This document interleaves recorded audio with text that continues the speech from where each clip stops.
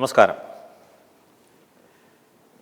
ഗൃഹപ്രവേശനം, ഗൃഹ ആരംഭം, കുറേ സംശയങ്ങളുണ്ട്. ദേശത്തിനനുസരിച്ച് കുറച്ച് വ്യത്യാസങ്ങളുണ്ടാവാം. എന്നാലും പ്രായേണ, വീണ്ടും പറയുകയാണ്, പ്രായേണ എപ്പോഴാണ് ഇത് ചെയ്യേണ്ടത്, എങ്ങനെയാണ്, എപ്പോൾ ചെയ്യാം? ആദ്യം അതിലേക്ക് കടക്കാം. ഗൃഹപ്രവേശനം ചെയ്യുവാനായി വീട് പൂർണ്ണമായും പണി തീരണോ വേണ്ടയോ? ഉത്തരം തീരണ്ട. എന്തുകൊണ്ട്? ഗൃഹപ്രവേശനം ചെയ്യുവാനായി കട്ടള പണി കഴിഞ്ഞു, മുൻവശത്തും പിൻവശത്തും വാതിലുണ്ട്, മേൽക്കൂര ആയിക്കഴിഞ്ഞാൽ, ഇന്നത്തെ ചിന്തയ്ക്ക് കോൺക്രീറ്റ് ആയിക്കഴിഞ്ഞാൽ തീർച്ചയായും ഗൃഹപ്രവേശനം ചെയ്യാം. നല്ല മുഹൂർത്തമുണ്ടെങ്കിൽ ഗൃഹപ്രവേശനം ചെയ്യാം. ഇതിൻ്റെ യുക്തി എന്താണ് എന്ന് ചിന്തിച്ചു കഴിഞ്ഞാൽ, നമ്മൾ വെയിറ്റ് ചെയ്യുന്നത് ഗൃഹം പൂർണ്ണമായിട്ടും, ഈ ഗൃഹം എന്ന ശബ്ദത്തിന് നഗൃഹം ഗൃഹമിത്യാഹുഹു ഗൃഹിണി ഗൃഹമുച്യതേ എന്നാണ്. ഗൃഹിണി ഉണ്ടെങ്കിൽ മാത്രമേ ഗൃഹമുള്ളൂ.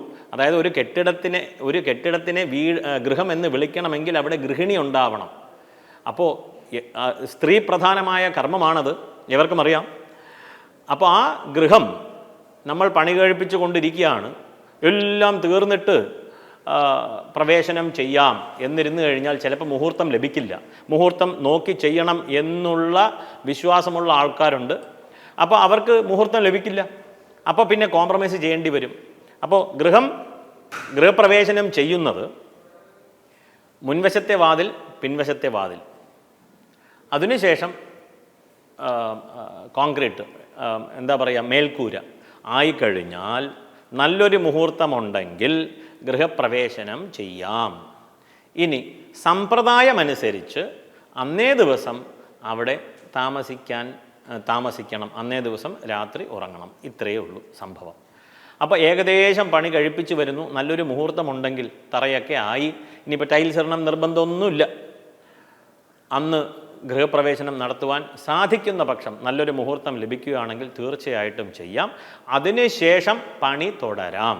ഇതിലെ യുക്തി എന്താണെന്ന് ചോദിച്ചു കഴിഞ്ഞാൽ, വീട് എല്ലാം കെട്ടിത്തീർന്ന ശേഷം ഗൃഹപ്രവേശനം ചെയ്തു, അടുത്ത ദിവസം അൺഫോർച്ചുനേറ്റ്ലി എവിടെയെങ്കിലും ലീക്കായി, ഇല്ലെങ്കിൽ എന്തെങ്കിലും പ്രശ്നം വന്നു, നമ്മൾ പണി ചെയ്യുമോ ചെയ്യില്ലയോ?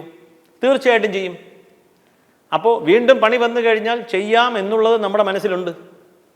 അല്ലാതെ പൂർണ്ണമായിട്ടും അന്നുകൊണ്ട് എല്ലാ പണിയും തീർന്നു എന്നതിൽ അർത്ഥമില്ല.